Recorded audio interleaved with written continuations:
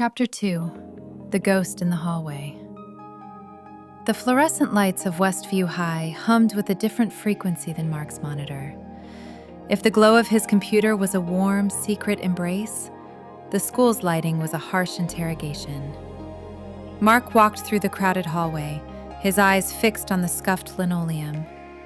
He was wearing his favorite green and black flannel, the same one he'd worn last night while chatting with Emily. But here, it felt like a suit of armor rather than a comfort. He was a ghost. That was the only way to describe it. He moved through the sea of oversized jeans and backpack straps without leaving a ripple. "Hey, watch it, geek!" a voice barked.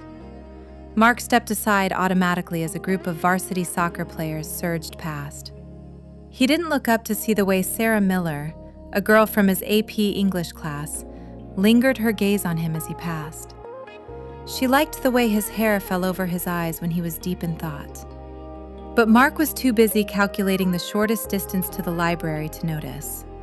To him, every look from a popular girl was a prelude to a prank.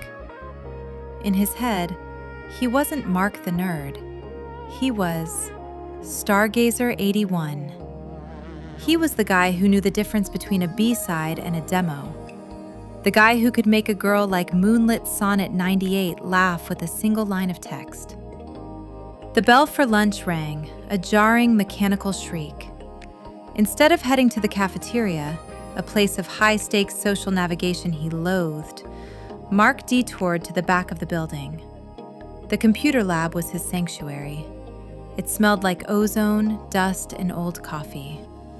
Mr. Henderson, the tech teacher who usually ignored the rules, gave him a small nod. Mark slipped into the furthest corner, behind a stack of empty floppy disk boxes.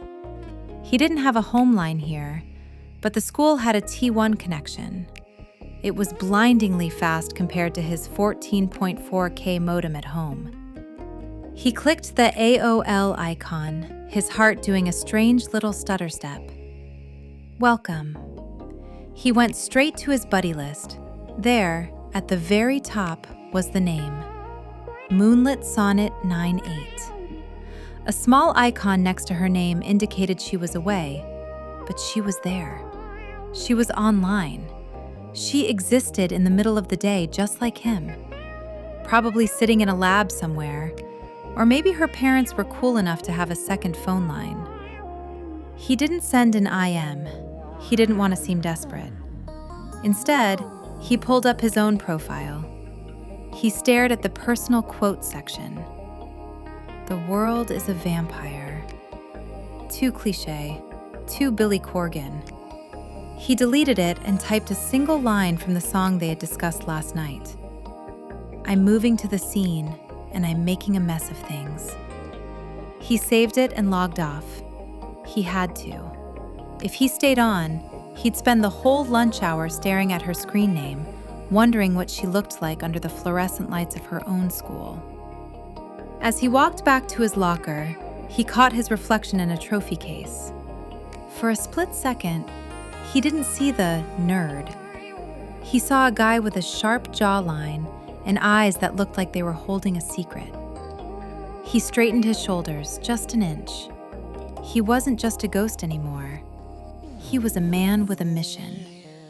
He just had to survive 6 more hours of high school before he could go back to the only place where he truly felt seen.